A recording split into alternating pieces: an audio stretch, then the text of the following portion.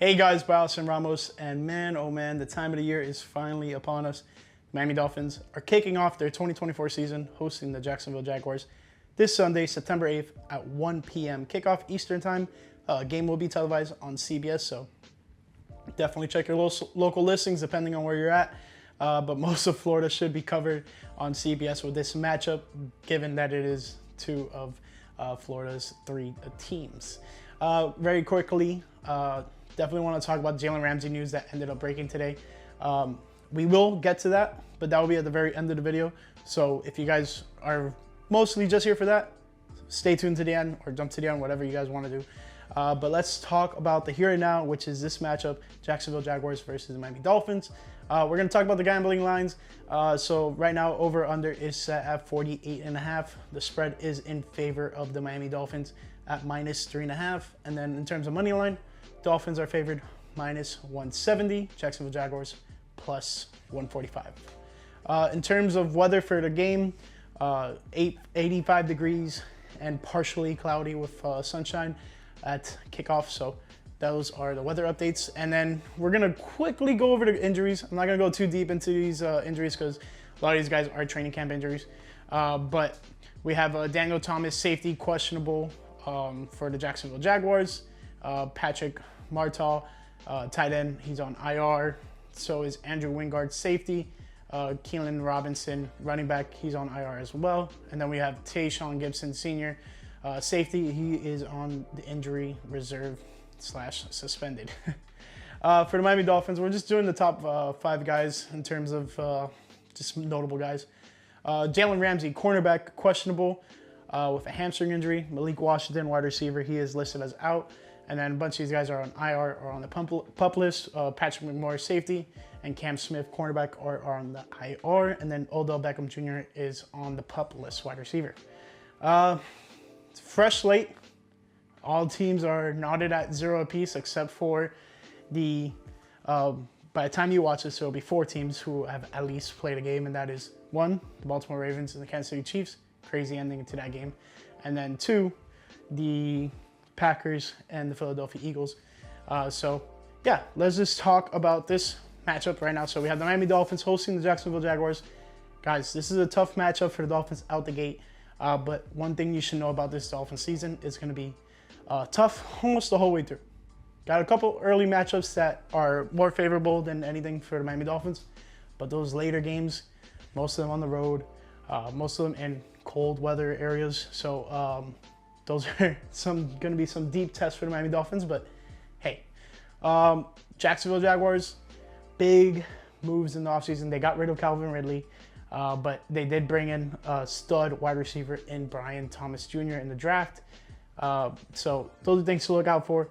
They also signed Gabe Davis. So the passing attack is going to be crucial for the Jaguars this season. So let's see how they match up against the Dolphins secondary, hopefully with Jalen Ramsey. But the Dolphins have 2 games in a span of 5 days. So that is something that they're monitoring, and they don't want to jeopardize Jalen Ramsey for the whole season just for these first 2 games. So that's what the talks have been about for Jalen Ramsey as of late, aside from some of the big news about his contract extension. But yeah, it's going to be a tough one for the Dolphins. Here are my keys to victory on how the Miami Dolphins can win this matchup against the Jacksonville Jaguars. We're going to go with 3 each and every game. Most of the time, it's going to be 1 offense, 1 defense, and then maybe an extra one of the others. So first and foremost, you have to limit the passing attack by Trevor Lawrence and the Jacksonville Jaguars. Containing Trevor Lawrence to under, I want to say 250 yards will be very vital to helping this team be in a position to limit any defensive woes from the Jacksonville Jaguars offense. That would be big time for them. And then defensively, once again, got to stop the running back in Travis Etienne Jr. He's going to be well and kicking because he's had a pretty good offseason. He's been developing really well. And I think the 2-headed monster of him and Trevor Lawrence in that backfield. I know Trevor Lawrence is not a running back, but I'm saying, like, you know, the quarterback, running back. Them together, I mean, you've seen it from Clemson carry over into the NFL. They've had some success, so you want to limit those two's production on offense. But definitely going to be a test for this Dolphins secondary, either with or without Jalen Ramsey. But I would expect if Jalen Ramsey doesn't go, you definitely probably put Kader Kohu on the outside, Matt on the opposite side of Kendall Fuller. So that should be interesting to see. Offensively, protect Tua. It's early on in the season. You don't want to jeopardize your season off the get. We have, a solid running game. I think the Dolphins are going to be running a more of a 2 tight end attack to start off the season until they bring Odell into the fold, and then they're going to go a little bit more 3 wide receiver sets. But just definitely develop the running game early on in the season. But part of that is protecting Tua, just because when it comes to these passing plays, if you guys saw in the Baltimore Ravens Kansas City Chiefs game, there was a lot of calls for the linemen being offsides. They were lined up in the backfield. I don't know how I feel about that rule. I think it's such like a ticky-tack rule, and like, are you really gonna have an official just to be monitoring that? I get it, because last year I think it was very egregious. We saw a lot of tackles getting off the ball very quickly because they had quite the separation from the line as it was. I don't think it's beneficial for the quarterbacks, because they're going to get smacked a lot if these guys aren't getting off their blocks very quickly. But yeah, that's my take on that new rule. But yeah, so we have pretty much defensively try to limit them as much as possible. You want to stop the run, you want to stop the pass. And then offensively, more so than anything, protect Tua. You want to have your quarterback that's getting paid a lot of money. You want him to be upright and clean jersey throughout the throughout the season. So definitely there's that. But the rushing attack, I hope it can be efficient as it was last year, especially early on in the season. And then, I think the passing game is going to be the passing game. I think Tyreek and Waddle are going to have decent games. So as long as Tua's protected back there in the backfield, I think, he has a good chance to spread around the ball and keep this offense moving. And that's pretty much all you want from the Dolphins, because otherwise, this is their bread and butter. They're a good offense, and you want to see that offense play to its best ability. So keeping the commander there in Tua upright will be perfectly fine. But some other news, let's talk about it. We have some breaking news today about Jalen Ramsey himself. Got a big time contract. He got a 3-year extension worth $72.3 million, making him the highest paid cornerback in the entire NFL. It's big time news. Wherever the Dolphins are getting this money from, I have no idea. But it's just interesting to see the Dolphins, having these talented players, whether they brought them in, develop them, whatnot, and shelling out big money to them. On top of that, they already had Jalen Ramsey on a big contract as it was, but now you're doubling down on that, making him once again the highest paid cornerback in the NFL after Pat Surtain got a big deal earlier this week. So only rightfully so, putting your money where your mouth is and backing up Jalen, saying like, hey, we think you're the best, so you should be getting paid like you're the best. So that's cool to see.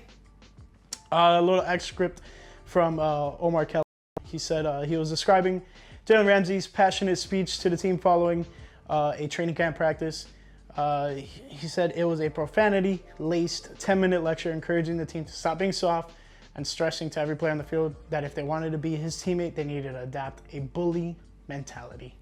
I'm all on board with that. A lot of the times the Dolphins have been in these crucial games and pretty much have seemed to roll over and die in the last couple of 2 years when you're expecting them to not do so. So that's what the point I was trying to get across there. So I agree with him. This Dolphins team needs to get, a little tougher, a little not so much as soft as they've been in the past. There needs to be more substance to their game other than just the flashy, big-time offensive plays. But to continue on things, he's been speaking about whether or not he's going to play. But this is one of the first times he's ever really dealt with a hamstring injury. And he hasn't really been on the practice field. So the news was broken today, but he said that the deal had been done quite a while ago. within the last week or so. So we'll see. But a big thing that he mentioned was, the Dolphins are trying to just do the due diligence and make sure, he doesn't put himself in a position to injure himself, especially with these next 2 games being within a 5-game span, is definitely concerning, and you don't want to jeopardize everything for the first 2 games of the season.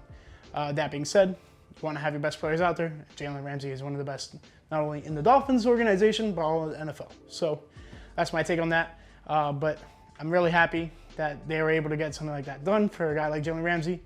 He's been a crucial part of this defense over the last year, and now going to be his 2nd year. So love to see that he's going to be down here for another 3 years. Aside from that, that's pretty much it on the Jalen Ramsey front.